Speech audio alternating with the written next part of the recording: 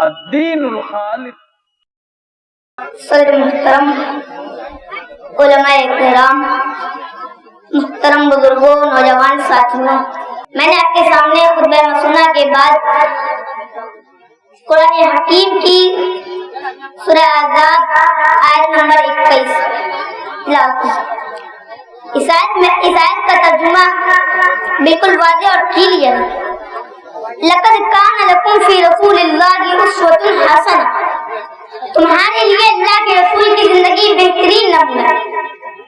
یہاں اللہ تعالیٰ نے کوئی شعبہ خاص نہیں کیا کہ بازار اور مارکیٹ میں اپنی منمانی کر سکتے ہیں. اللہ نے فرمایا لقد کان لکم فی رسول اللہ اسوۃ حسنہ، ہم نے جو تمہیں نبی دیا ہے، جو رسول دیا ہے، وہ تو زندگی کے تمام کی تمام شعبوں میں وہ تمہارے لیے نمونہ ہے. اللہ کے پیارے نبی حرم کے اندر نماز پڑھ رہے تھے تو عقبہ بن معیط آتا اور آپ کے کندھوں کے بیچ میں اپنی کونڈلی لا کر کے رکھ دیتا ہے. اللہ کے پیارے نبی اپنا سجدے سے سر اٹھا نہیں پا رہے تھے، وہ ظالماتی کر رہے تھے. جس میں عقبہ بھی تھا، وہ ظالماتی کر رہے تھے کہ کیا حال کیا ہم نے محمد رسول اللہ کا.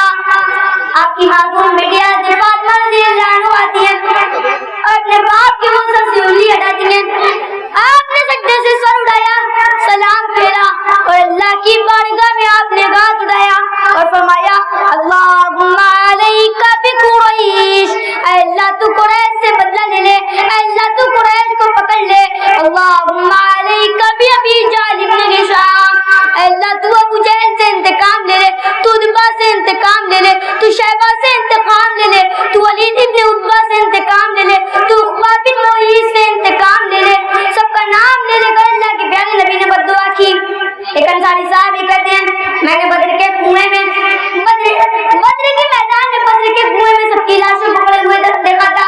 یہ نبی کی بد دعا تھی اور یہ بد دعا حرم کے اندر کی گئی تھی. اللہ تعالیٰ اپنے نبی کی بد دعا کو کیسے غالب کر دیتا. آج جب نبی بنائے گئے تھے آپ نے اسلام کا پہلا درس دیا تھا صفا کی پہاڑی پر. جب آپ نے صفا کی پہاڑی پر چڑھ کر کے اپنے سارے خاندان کے لوگوں کو ایمان کی دعوت دی، اسلام کی دعوت دی، فرمایا اے میرے خاندان کے لوگوں، میں اللہ کا آخری رسول ہوں، میں لا الہ الا اللہ کی دعوت لے کر کے آیا ہوں. تم لا الہ الا اللہ پڑھ لو، تم کامیاب ہو جاؤ گے، ورنہ اللہ کا بہت بڑا عذاب تمہارے اوپر آئے گا. انخذوا انفسکم من النار، اے میرے خاندان کے لوگوں، تم سب اپنے آپ کو جہنم کی آگ سے بچا لو. تم سب توحید پر آ جاؤ، تم سب اسلام کی چھایا میں آ جاؤ، میں اسی اسلام کی تمہیں دعوت دیتا ہوں.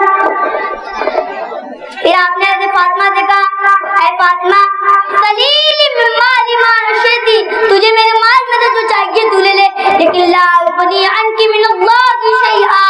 اے فاطمہ اگر تو نے بھی اپنے باپ کا کلمہ اگر تو بھی نہ پڑھی، اپنے باپ کے دین اگر تو بھی نہ چلی، تو لا اغنی عنک من اللہ شیئا، تو اے فاطمہ تیرا باپ بھی تجھے قیامت کے دن نہیں بچا پائے گا. اللہ کے رسول کو مکہ کے اندر کتنا ستائے گئے. اللہ کے پیارے نبی طائف میں لوگوں کو اسلام کی دعوت دینے گئے. اللہ کے پیارے نبی کے اوپر اللہ پر ایمان لانے، طائف والوں نے اللہ پر ایمان لانے کے بجائے اللہ کے پیارے نبی کا مذاق بنایا. ایک ہفتہ گزر گیا، اللہ کے نبی مایوس ہو کر طائف سے واپس جانے لگے. سرداروں کو پتا چلا کہ محمد واپس جا رہے ہیں. انہوں نے محلے کے گنڈوں کو بلایا، بدماشوں کو بلایا، کرمنل لوگوں کو بلایا اور کہا ہم تمہیں پیسہ دیں گے، تم ایک کام کرو، تم محمد کے اوپر پتھر برساؤ. اللہ اللہ، وہ نبی جو رحمت کائنات بن کر کے آیا ہے، وہ نبی جو انسانیت کے درد کو دور کرنے کے لیے آیا ہے، آج اس نبی کے اوپر طائف سے پتھر برسائے جا رہے ہیں اور دونوں طرف سے وہ محلے کے بدماش گنڈے اللہ کے پیارے نبی کے اوپر پتھر برسا رہے ہیں. اللہ کے نبی کے اوپر پتھر برس کر کے خون رس کر کے آپ کے جوتوں میں جم رہے ہیں. اللہ کے پیارے نبی اپنے ہوش و آواز سے بیگانہ ہو گئے. جب آپ کو ہوش آیا تو آپ 3 کلومیٹر کرم سالم نام کے مقام پر آپ کو ہوش آیا. میرے نبی کو پاگل بھی کہا گیا، میرے نبی کو مجنون بھی کہا گیا، میرے نبی کو دیوانہ بھی کہا گیا، میرے نبی کو شاعر بھی کہا گیا. اللہ کہہ رہا ہے تم میرے نبی کو شاعر کہتے ہو، تم میرے نبی کو مجنون اور پاگل کہتے ہو، تم میرے نبی کو دیوانہ کہتے ہو. میرا نبی نہ تو دیوانہ ہے، میرا نبی نہ تو مجنون ہے، میرا نبی نہ تو پاگل ہے، نبی تو اللہ کی طرف سے نازل ہونے والی کتاب پڑھ کر کے تمہیں سناتا ہے، وہ تو تمہیں قرآن پڑھ کر کے سنایا کرتا ہے۔ آخر میں اللہ رب العالمین سے دعا کرتے بات اللہ تمہیں کرم سننے زیادہ کرنے کی توفیق فرمائے۔